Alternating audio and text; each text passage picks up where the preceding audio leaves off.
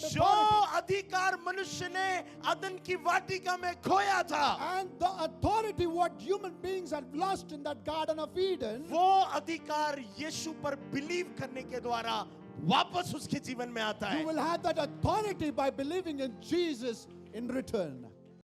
इसलिए आपको समझना बहुत जरूरी है, यदि आपको रिजरेक्शन समझना है तो आपको आदम को समझना पड़ेगा। That is why you need to understand it carefully. When you need to understand the resurrection, you need to understand Adam. यदि आप आदम को नहीं समझे तो आप रिजरेक्शन को नहीं समझ पाएंगे। If you cannot understand Adam, you cannot understand the resurrection. इसलिए मैं रिजरेक्शन समझाने के लिए मैं आपको आदम को समझाता हूँ। That's why to explain resurrection, I'll take you to Adam. देखिए, परमेश्वर ने आदम और हवा को बनाया। So God created Adam and Eve. आदम और हवा को बनाने के बाद परमेश्वर ने उन्हें सारी प्रकार की आशीष दी। And after creating Adam and Eve, He gave all the blessings. मगर आपको पता है कि परमेश्वर ने जब आदम और हवा को बनाया, But you know, when God created Adam and Eve, परमेश्वर उन्हें अनंत काल के जीवन के लिए उन्हें बनाया था। and God created Adam and Eve for eternal life. इसका मतलब यह है, It means, आदम और हवा के जीवन में कभी मृत्यु नहीं आने वाली it थी। means that Adam and Eve will never face any kind of death. आदम और हवा को बनाते समय परमेश्वर ने मृत्यु बनाई ही नहीं। And while creating Adam and Eve, God never created death. इसलिए जब वो अदन की वाटिका में दो प्रकार के पेड़ों को लगाया गया, That's why when in that Garden of Eden, where the two trees were placed, एक भले और बुरे के ज्ञान का था one tree was about goodness and life, और एक जीवन का था। and one was about life. सो जो भले और बुरे के ज्ञान को पाने वाला फल था, उसे खाने के लिए मना किया। And where one tree, which is about good and bad, where God told him not to eat about that. मगर जीवन का वृक्ष था, उसे खाने के लिए मना नहीं किया। But then God never told to eat fruit from that life of tree. प्रभु उस पर रिस्ट्रिक्शन क्यों लगाए? Why God has to put restriction over it? क्योंकि प्रभु स्वयं चाहता था आदम और हवा इटर्निटी तक मेरे साथ जीवित रहे। Because God Himself wanted Adam and Eve to live life with Him eternally. सो आदम को समझिए, So try to understand Adam. आदम और हवा को बनाने का उद्देश्य था कि ये इटर्नल, हर समय के लिए, अनंत काल के लिए जीवित रहे, मरे नहीं। So the motive to create Adam and Eve was to stay alive eternally. सो पहली बात आदम की समझिए, So try to understand one thing about वो Adam. इसलिए बनाया गया कि वो अनंत काल के लिए जीवित रहे। He was made so that he can live eternally. दूसरा, Second, आदम को इसलिए बनाया secondly, why Adam was made, कि वो आशीषित रहे so that he can be blessed और डोमिनियन रखे। or he can have that authority. दूसरी बात, And the second thing, वो आशीषित रहे that he can be blessed और सब चीजों पर अधिकार रखे। and he should have all the authority in all everything. तीसरी बात, And the third thing, जब आदम को बनाया, when Adam was created, उसके साथ बीमारी को नहीं बनाया। there was no diseases made. जब आदम को बनाया, When Adam was created, बीमारी का इंट्रोडक्शन हुआ ही नहीं। there was no kind of sickness or diseases. अब आदम को समझिए, So try to understand Adam here. मान लीजिए आदम है, Imagine this is Adam. तो आदम को जब बनाया So when Adam was created, तो बनाते समय सोचा कि ये व्यक्ति कभी मरेगा नहीं। while making Adam, it was thought, there was a thought that he will never die. जब आदम को बनाया तो When सोचा कि ये कभी बीमार नहीं होगा। So when Adam was created, it was there a thought that he will never get sick. जब आदम को बनाया तब सोचा कि ये जिंदगी भर आशीषित रहेगा। And when Adam was created, there was a thought that he will be blessed. जब आदम को बनाया तो सोचा कि ये हर एक बातों पर डोमिनियन रखेगा, ये अधिकार रखेगा। When Adam was made, there was a thought that he'll have an authority in everything. सो जब मनुष्य को बनाया, So when human beings were created, प्रभु के माइंड में ये आइडिया था, God had this kind of ideas ये कभी मरना नहीं चाहिए, that he should never die, ये बीमार नहीं होना he should चाहिए, never get sick, ये समस्या में नहीं रहना he should चाहिए, never go with any kind of trouble, इसके अंदर बीमारी नहीं होना there should be चाहिए, no sickness in ये it, आशीषित रहना he should चाहिए, always be ये blessed, अधिकार में रहना he should चाहिए। have that authority in And himself. this was the plan for Adam. और ये परमेश्वर की योजना थी आदम के प्रति. मगर पाप आ गया। But then the sin arrived. जैसे ही पाप आया, The moment sin came, ये जो कुछ प्रभु ने डिसाइड किया था, whatever God decided, अब उसके विपरीत हो गया। now it was opposite.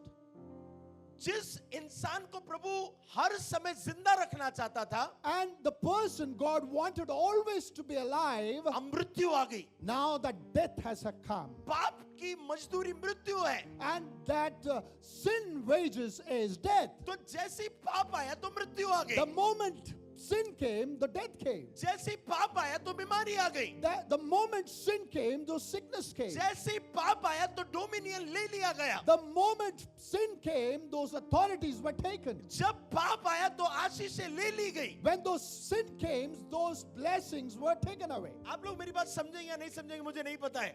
Whether you'll understand it or not, I don't know. जब प्रभु ने उससे बनाया था, You know, when God created them, पूरा परफेक्ट बनाया, He created him perfectly. मगर जैसे ही पाप आया But the moment sin came, वो सब कुछ छीन लिया गया क्योंकि पाप आ गया। because everything was taken away from him because sin came. मगर प्रभु प्रेम करने वाला प्रभु है, But then God is a God who loves. ऐसा कई सालों तक चलते रहा And it happened for many years. और प्रभु वही बात को फिर से करना चाहता था And God wanted to do it again. कि मैंने मनुष्य को इटर्नल जीने के लिए बनाया That है, I have created human being to live eternally. मैंने मनुष्य को आशीषित रहने के लिए बनाया That है, I have created human beings to be blessed. That मैंने मनुष्य को डोमिनियन रखने के लिए बनाया I है। have created human beings to have that authority. ये मेरी प्लान, ये मेरा प्लान था, This was my plan. मगर शैतान ने आकर पाप को डालकर सब खत्म कर दिया। But then as Satan came and he put that sin and he destroyed everything. अब प्रभु ने और एक प्लान बनाया, Now God made a one more plan. अब हमारे रिजरेक्शन की ओर। Now that is towards our resurrection. आप ऐसे नहीं समझ रहे जैसे आपको समझना You're not चाहिए। understanding the way you should understand. प्रभु ने फिर से एक प्लान बनाया God made one more plan. कि क्या करे कि ये प्लान फिर से एक्टिवेट हो जाए। That what we should do, that this plan should be activated again. तो उसने ये योजना बनाई, And he planned this way मैं स्वयं पृथ्वी पर जाता हूँ that I myself will go to the earth और यीशु मसीह के रूप में जन्म लिया। and he took birth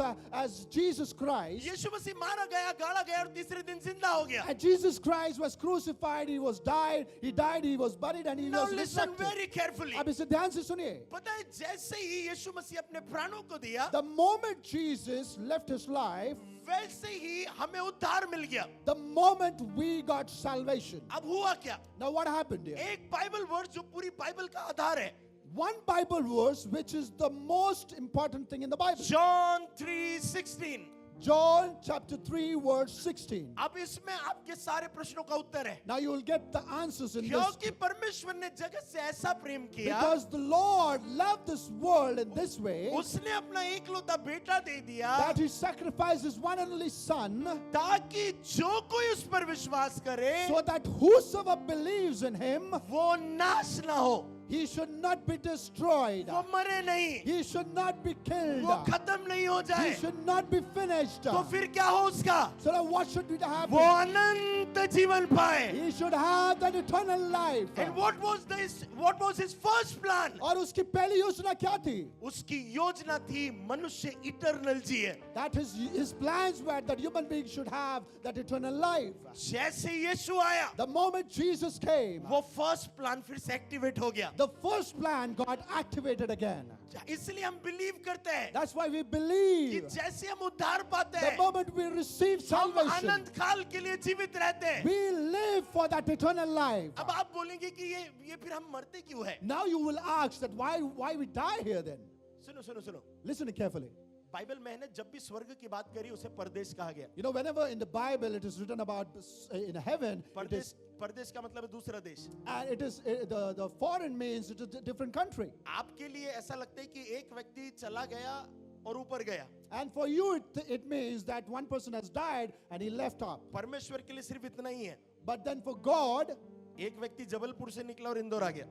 one person who came from Jabalpur or to Indore or one city to another city. Jabalpur वो 4 दिन के लिए गया था, इंदौर वो जिंदगी भर के लिए। He went to Jabalpur for 4 days, but in Indore he'll be for entire आप life. पृथ्वी पर 4 दिन के लिए हो, You are in this world for 4 days. मगर आप इंदौर में जब जिंदगी भर रहने वाले And हो। then for Indore you will be staying for entire life. यहाँ का जीवन टेम्पररी है, This life is temporary. मगर बाइबल क्या कहती है बताए? But then what Bible says here? तुम इटर्नल लाइफ में पहुंच गए। You have entered into eternal life. Hallelujah. जो प्लान अदन की वाटिका में फेल हुआ था, The plan which got failed in the Garden of Eden, वही गोलगुत्ता के उस क्रूस पर यीशु मसीह के द्वारा सफल कर दिया गया। and that plan was successful when that Jesus was crucified in that Golgotha mountain. Hallelujah. Hallelujah. सो एक प्लान तो चलो ठीक हो गया. So one plan is now okay, अब it was successful. दूसरी बात का क्या? So what about the second thing? प्रभु ने आशीषित रहने के लिए कहा है हमें. And God said to be blessed, to हमें डोमिनियन रखने के लिए कहा है. have that dominion. तो बाइबल क्या कहती है बताए? 1 John chapter 5. You know what Bible says? 1 John chapter Bible 5. Verse लगाया था 1 John fourth verse. 1 John chapter 5, 4th verse. ये आपके प्रश्न का उत्तर है. सब लोग सुन रहे हैं? You'll get your answers here.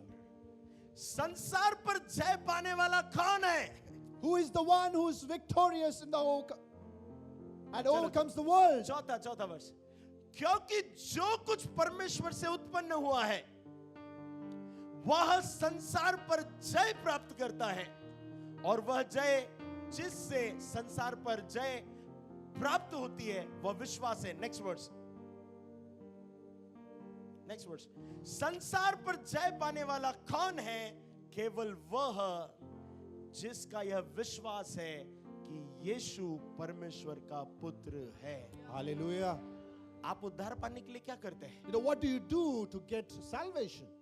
आप बिलीव करते हैं कि यीशु मसीह परमेश्वर का बेटा है. You believe that Jesus is Son of God. जैसे आप बिलीव करते The हैं moment you believe, आप जय पाने वाले बन जाते हैं. you become victorious. जय पाने वाले की एलिजिबिलिटी क्या है? What is the eligibility to have that victorious life? एक व्यक्ति संसार पर जय कैसे प्राप्त कर सकता How है? can a person get victorious in this world? अगर वो इस बात पर बिलीव करने लगे That when he believe in this कि thing, यीशु परमेश्वर की संतान है, that Jesus is Son of God, परमेश्वर उसे संसार पर अथॉरिटी देता है. God will give that authority in this world for him. Genesis chapter 1 verse 26, 27, 28. Genesis chapter 1 verse 26, 27 and 28. Bible में लिखा हुआ है जाओ फूल और फल और पृथ्वी पर अधिकार कर लो. In Bible it is written, go entire the world and be blessed and have that जो authority. अधिकार मनुष्य ने अदन की वाटिका में खोया था, And the authority what human beings had lost in that Garden of Eden, वो अधिकार